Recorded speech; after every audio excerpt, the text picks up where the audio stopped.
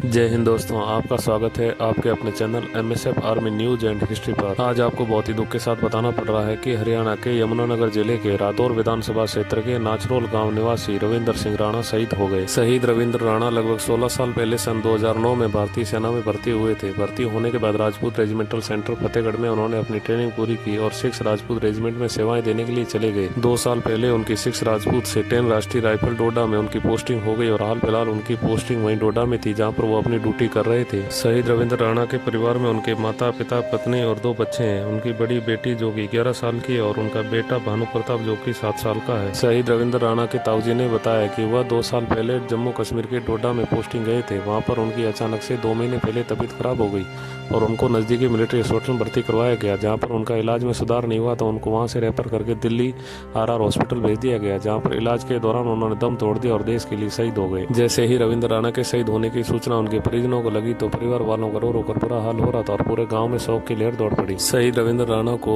RR hospital में सैन्य अधिकारियों द्वारा श्रद्धांजलि देकर पार्थिव देह शरीर को एम्बुलेंस से उनके पैतृक गांव के लिए रवाना किया गया। जैसे ही पार्थिव देह शरीर को लेकर एम्बुलेंस त्रिवेणी चेकपुर पहुंची तो वहां पर सैन्य अधिकारियों द्वारा पहले से ही गाड़ी को तैयार करके रखा हुआ था और फूलों से सजे सैन्य वाहन में उनको पार्थिव देह शरीर को रखा गया। गाँव के युवाओं ने त्रिवेणी चौक से लेकर उनके पैतृक गाँव नाचरोल तक तिरंगा यात्रा निकाली और शहीद रविंद्र राणा अमर रहे के नारे लगाए। पार्थिव देह शरीर उनके पैतृक गाँव पहुंचने के बाद अंतिम दर्शन के लिए घर के आंगन में रखा गया।